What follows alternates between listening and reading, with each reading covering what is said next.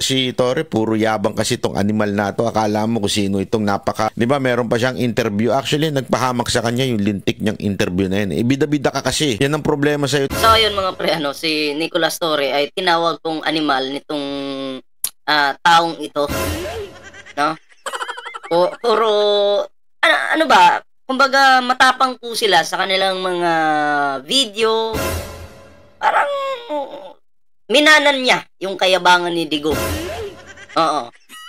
Si Nicolas Torre pa po, General Torre pa daw yung medyo mayabang at maangas sa paningin nila. Ginagawa lang ng tao yung trabaho niya.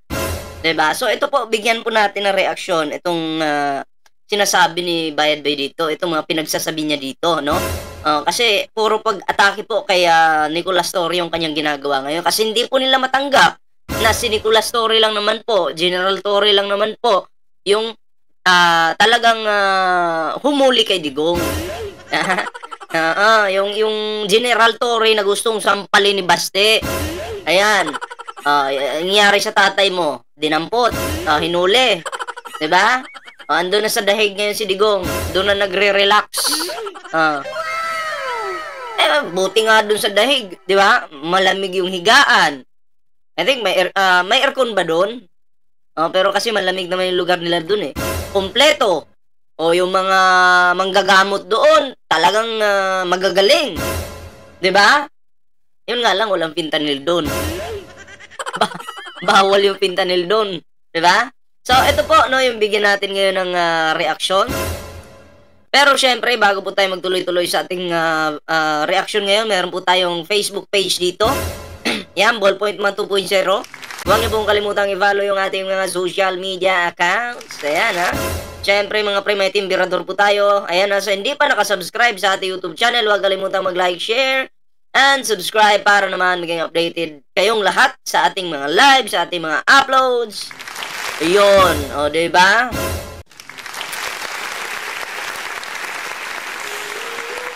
Okay, so eto na mga pre, no? Bigyan po natin ito ng reaction itong kay Bayad Bay. Yung nakasulat pa sa kanyang video, ito yung bunga ng kayabangan mo, Torre. Sige, kung sa tingin mo mayabang si General Torre, kasi ang ayon diyan sa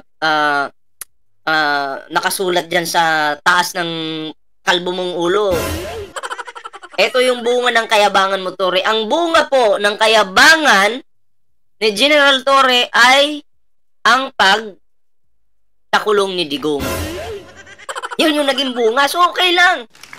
Maganda pala yung bunga ng kayabangan ni General Torre.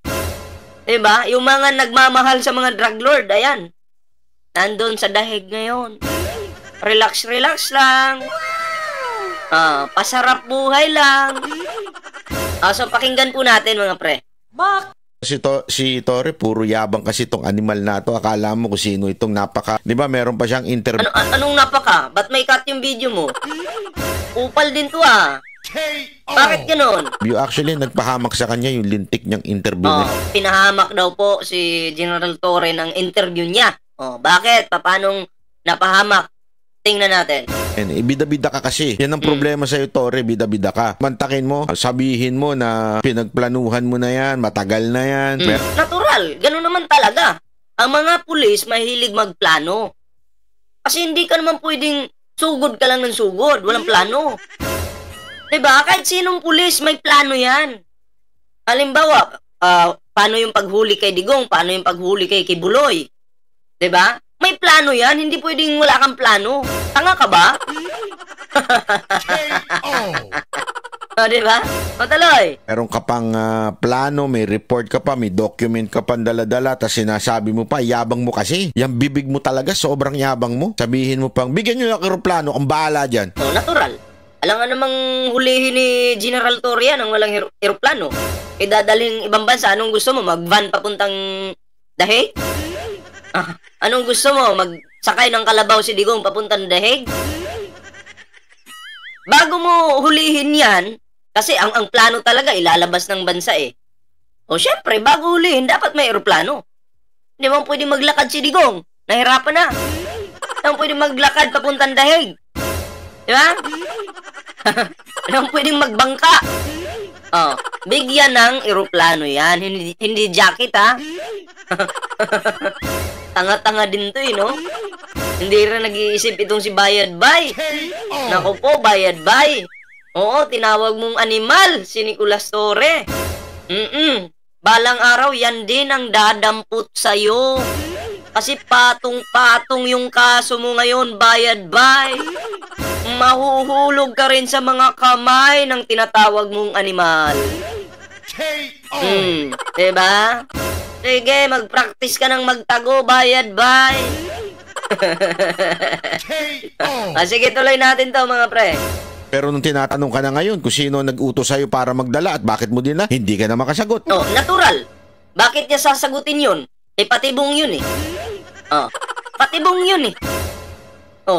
Diyan kasi sa hearing na yan, sa hearing na isinagawa ni Amy Marcos, ito yung ginagamit dyan.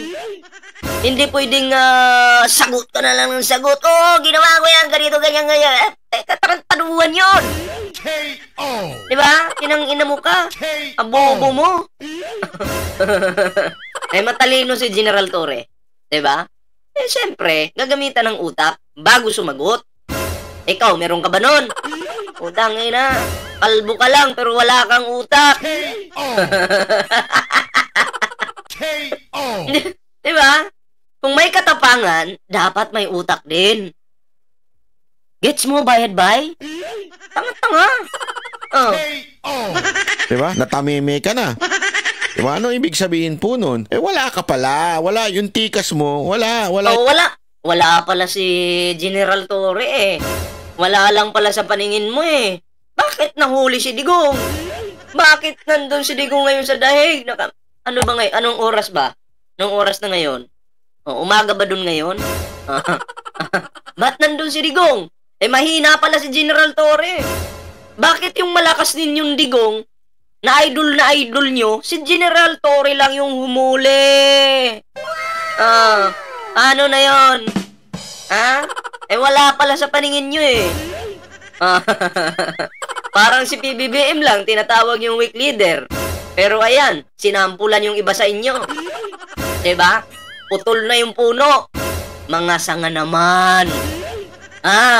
Ano na?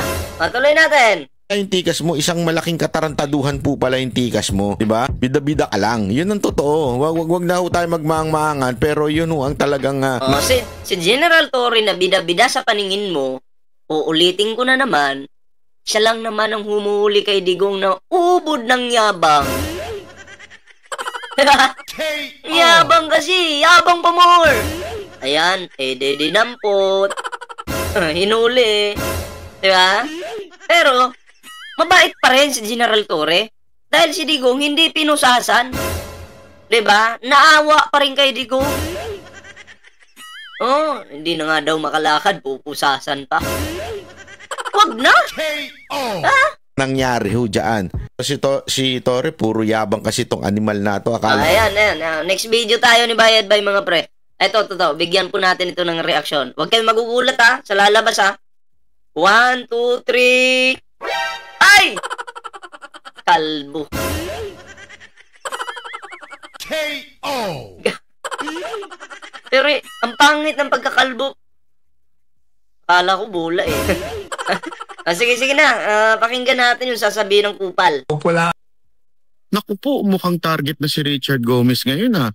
Mukhang yung issue ng kay Espinosa, siya ang ipupuntir at ididiin.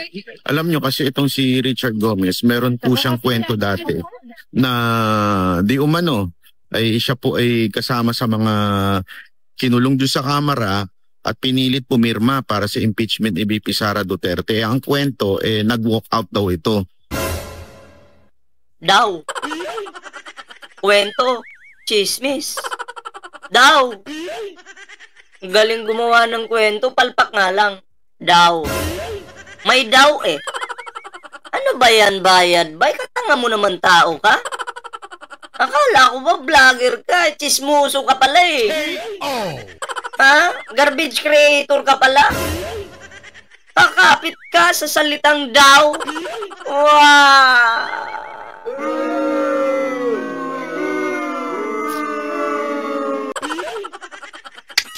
Sige, pakinggan natin yung kaniyang daw. Ewan ko kung totoo yun. Pero Ewan ko kung totoo yun. Yung ibalita mo sa mga tao, yung totoo. Hindi yung chismis.